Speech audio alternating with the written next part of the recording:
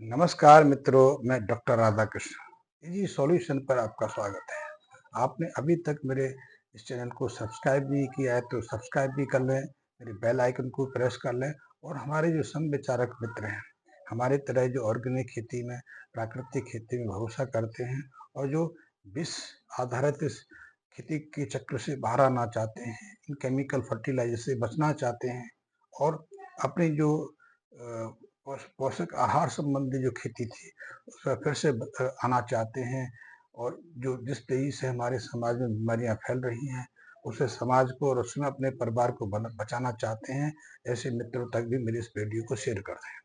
अब एक समस्या और भी बहुत तेजी से बढ़ रही है। समस्या ये है कि जिस तेजी से हमारे देश में खाद्यान्न का उत्पादन बढ़ रहा है, खाद्यान्न की निरंतर उन्नति हो रही है, फल साग सब्जियों में आत्मनिर्भर होते जा रहे हैं। आत्मनिर्भर ही नहीं, हम साग सब्जियां फल विदेश में भेजने के लिए तत्पर हो रहे हैं। ऐसे में किसानों को एक और समस्या का सामना करना पड़ रहा है। वो समस्या है कि खेती में, फलों में, साग सब्जियों में, वनस्पतियों में निरंतर बीमारियों का प्रकोप बढ़ रहा है और इन बीमारियों से बचने के लिए किसानों को, बागवानी करने वाले मित्रों को, फल उत्पादक किसानों को काफी मात्रा में दवाएं खर्च करनी पड़ती हैं, यानी अपनी आमदनी का एक बड़ा हिस्सा उनसे सुरक्षा के लिए, रोग उपचार के लिए खर्च करना पड़ता है। ये समस्या बहुत तेजी से बढ़ रही है। अध्ययन करते हैं और अध्ययन बहुत गहरे भी हैं, स्पष्ट भी हैं। अध्ययन कहते हैं जिस तरह मानव समाज ने दवाओं का प्रयोग शुरू कर दिया, मानव ने एंटीबायोटिक आधारित दवाओं का सेवन शुरू कर दिया, उसके अंदर भी कई तरह की बीमारियां बढ़ गई और भी कई कारण रहे बीमारियां बढ़ने के। हमारे आहार व्यवहार में, जीवन शैली में जैसे जैसे बदलाव आया, हमारी भौतिक उन्नति जिस तेजी से ऊपर जाती रही, उसी तेजी से मानव समाज कई तरह की बीमारियों से त्रस्त होता चला गया। आज बीमारियां इतनी बढ़ रही हैं, हमारी आयु भी घट रही है।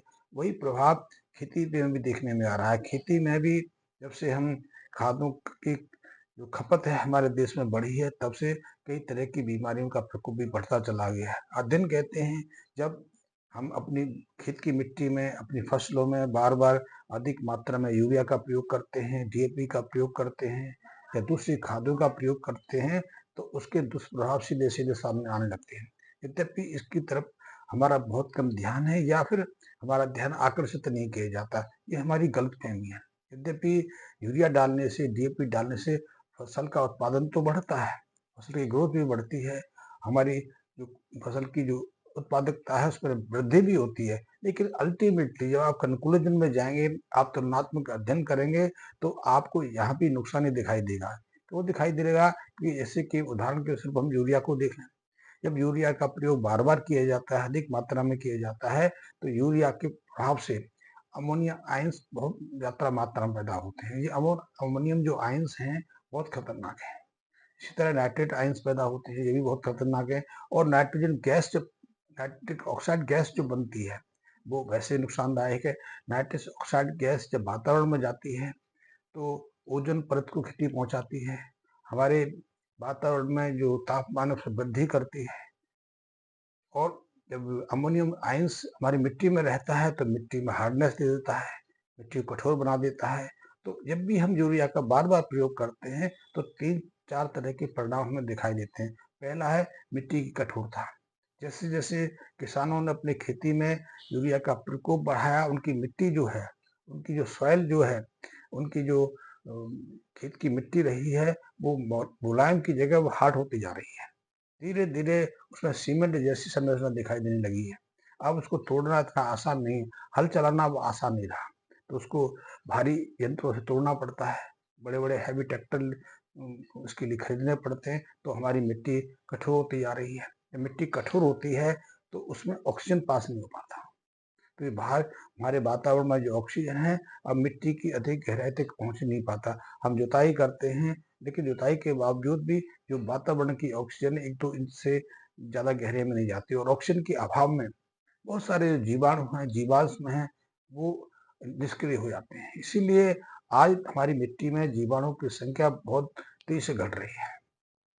यदि हम बात करें 1950 के आसपास, तो 1950 के आसपास ऐसा माना जाता था कि भारत में जब यूरिया आदि खादों की कम खपत होती थी तो मिट्टी के प्रति ग्राम में करीब 500 से 700 करोड़ जीवाणु होते थे और सब ये फ्रेंडली जीवाणु थे, ये किसानों के मददगार जीवाणु थे। ये जीवाणु वातावरण से ऑक्सीजन को नाइट्रोजन को सोख कर उसे हमारी फसलों को उपलब्ध कराते थे।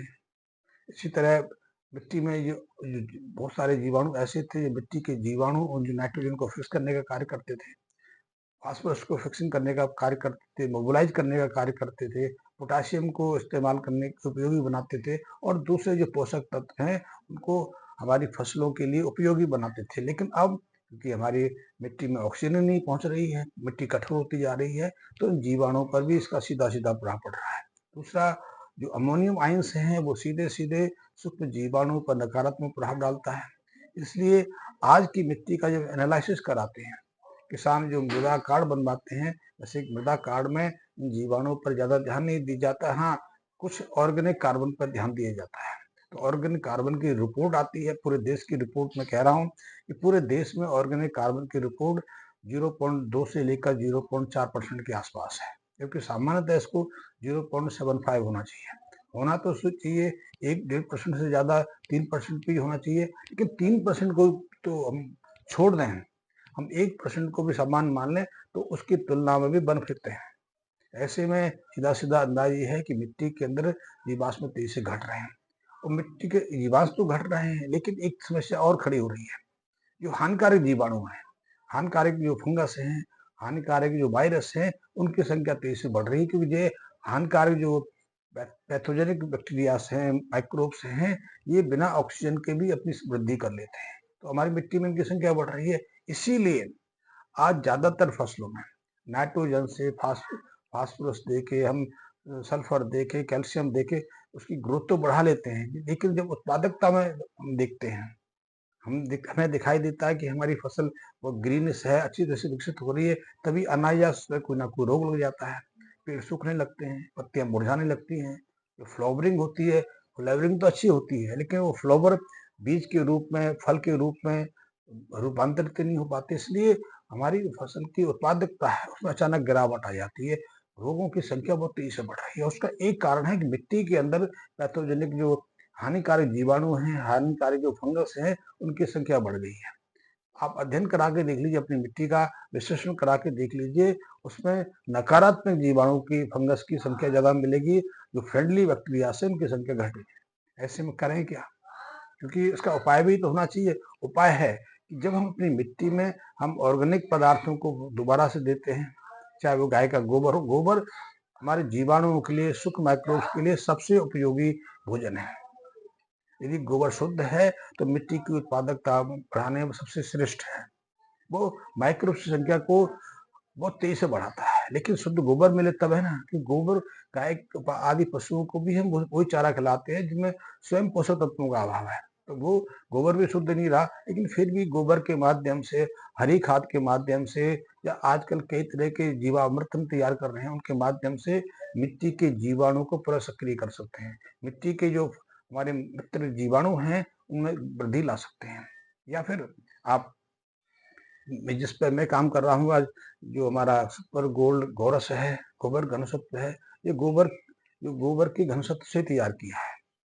गोबर जो पशुओं का होता है, खास करके जो गाय का होता है, उसमें लाखों तरह के जो मित्र जीवाणु रहते हैं, जो हमारी मिट्टी के लिए, हमारे स्वास्थ्य के लिए, हमारी उपज के लिए, वनस्पति के लिए, हमारे वातावरण के लिए बहुत उपयोगी है। क्योंकि गाय के गोबर में वो सब जीवाणु सहजता से उपलब्ध है, तो मिट्टी की पोषकता में वृद्धि करते हैं। तो हम उसकी मदद से भी अपनी मिट्टी में जीवाणु की संख्या को बढ़ा सकते हैं।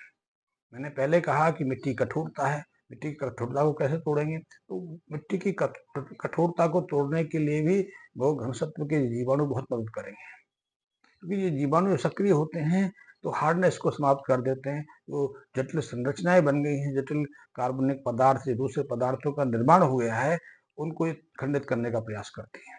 तो मिट्टी की कठोरता है, इसके माध्यम से दूर हो जाती है। अब इसका प्रयोग कैसे करना है? सबसे बड़ी चीज होती है इसका उपयोगिता कैसे करें हम? तो उसकी उपयोगिता है कि आप इस गोबर घनसत्व से पहले मदर कल्चर बनाएं। मदर कल्चर बनाना बहुत सहज है। ये 200 ग्राम पाउडर से आप 200 लीटर, 300 लीटर, 100 लीटर अपनी सुविधा के अनुसार मदर कल्चर तैयार कर सकते हैं। मदर कल्चर तैयार करेंगे 100 लीटर के लिए आपको 1 किलो गुड़ लेना है, 1 किलो आपने चावल का आटा लेना है, उसमें ये पूरी बोतल डाल देनी है। 48 से 72 घंटे में वो कल्चर एक्टिव होना शुरू हो जाता है। उसको आप अधिकतम 10-15 दिन तक भी रह सकते हैं। फिर उसमें से 80% का प्रयोग आप अपने खेतों में कर सकते हैं। आप जब भी खेतों में पानी दें, तो उस पानी में 2 से 3% की मात्रा में इसका मिक्सचर उसमें मिला दें और इसको बार-बार करें। 3 से 4 बार जब इसका आप अपनी मिट्टी में प्रयोग कर लेंगे, तो देखेंगे मिट्टी की कठोरता दूर हो गई है। मिट्टी अब भुरभुरी मुलायम हो गई है, मक्खन जैसी हो गई है। और उसके बाद आप मिट्टी का एनालिसिस करवाएंगे, तो उसमें आपको सूक्ष्म जीवाणुओं की संख्या भी बढ़ी मिलेगी। इसके अलावा दूसरे जो पोषक तत्व हैं, चाहे वो नाइट्रोजन है, फास्फोरस है, पोटासियम है, सल्फर है, जिंक है, मैग्नीशियम, इन सब पोषक तत्वों की मात्रा वृद्धि मिलेगी, क्योंकि जब जीवाणु सक्रिय होते हैं तो ये सब पोषक तत्व सहजता से मिट्टी में आ जाते हैं। और जब ये सहजता से आएंगे तो मिट्टी के अंदर नमी भी बढ़ेगी, मिट्टी के अंदर पोषकता भी आएगी। पोषकता यानी कि उसमें ऑक्सीजन जाने की क्षमता भी बढ़ेगी। जब ऑक्सीजन जड़ों तक पहुंचेगी तो पैथोजेनिक बैक्टीरिया से, पैथोजेनिक फंगस हैं, उनकी संख्या घटती चली जाएगी। आप इन जीवाणुओं की संख्या वृद्धि करोगे तो नकारात्मक जीवाणु हमारी मिट्टी से वैसे ही दूर निकल जाएंगे। इसलिए रोगों का प्रकोप निश्चित रूप से घटेगा। और जब आपका इसका प्रयोग निरंतर अपनी खेती में करेंगे, मैं तो इसलिए कहता हूँ, आप मेरी बात पर भरोसा मत करिए। आप 200 मीटर 300 मीटर का कोई क्यारी बना लीजिए, उसमें ऐसी सहज फसल उगाइए जो तेजी से विकसित होती हो। आप उसमें साग सब्जियां ले सकते हैं, आप मूली ले सकते हैं कि मूली का सीजन है, शलगम ले सकते हैं, गाजर ले सकते हैं, गोभी ले सकते हैं, आप हरी मिर्च ले सकते हैं, बैंगन ले सकते हैं, टमाटर ले सकते हैं, आलू ले सकते हैं। जो सहजता से होने वाली फसलें हैं, आप उसमें प्रयोग करके देखिए। आपको 2-2.5 महीने में इसका रिजल्ट सामने आने लग जाएगा कि जो फसल, जो साग सब्जी आप लगाएंगे, आप उनकी ग्रोथ देख लीजिए, उन पर उनकी स्वाद देख लीजिए, उनका आकार देख लीजिए, उनकी गंध देख लीजिए, उनका टेस्ट देख लीजिए। और सबसे बड़ी चीज है कि आप इस 2-2.5 महीने की फसल में देखेंगे कि इन पर रोगों का आक्रमण बहुत कम हो गया है। अब आपकी जो सब्जियां हैं, आपकी जो फसलें हैं, अब सड़ेंगी नहीं और उनमें कोई रोग विकसित नहीं होगा। इसलिए आपको किसी भी दवा की ज्यादा आवश्यकता नहीं होगी। निश्चित रूप से आप इसका प्रयोग एक बार में करेंगे तो 60% इसका इफेक्ट दिखाई देगा। मैं झूठी कल्पना नहीं कहता कि लगाते ही कोई पेन किलर है, लगाते दर्द खत्म हो जाएगा, क्योंकि मिट्टी में हमने वर्षों विषाक्त रसायनों का प्रयोग किया है। इससे हमारी मिट्टी उसके प्रति एडेप्ट बन गई है, हैबिचुअल बन गई है। उसको सुधारना, उसको सामान्य अवस्था में लाना इतना सहज नहीं है, तो उसके लिए कुछ धैर्यपूर्वक प्रयोग तो करना पड़ेगा। आप इसके माध्यम से कर सकते हैं, जैसे कि मैंने बताया कि आप अपनी मिट्टी के जीवाणु को दूसरी प्रक्रियाओं से सुधार सकते हैं। आज बहुत तरह के जैविक जो खाद बाजार में उपलब्ध है, उनका प्रयोग भी कर सकते हैं, उनकी प्रयोग विधि साबित भी होती है। आप हरी खाद का प्रयोग कर सकते हैं, गोबर की कंपोस्ट खाद का प्रयोग कर सकते हैं। इनके माध्यम से जीवाणु की संख्या में वृद्धि कर सकते हैं। आपके मन में कोई डाउट है, कोई शंका है, कोई प्रश्न है, पूछना चाहते हैं, आप इसका प्रयोग करना चाहते हैं, तो निसंकोच मुझसे संपर्क कर सकते हैं। मैं आपकी हर शंका का समाधान भी कोशिश करूंगा और आपके प्रयोग में, आपके परीक्षण में हर तरह की मदद करने की कोशिश करूंगा। धन्यवाद मित्रों।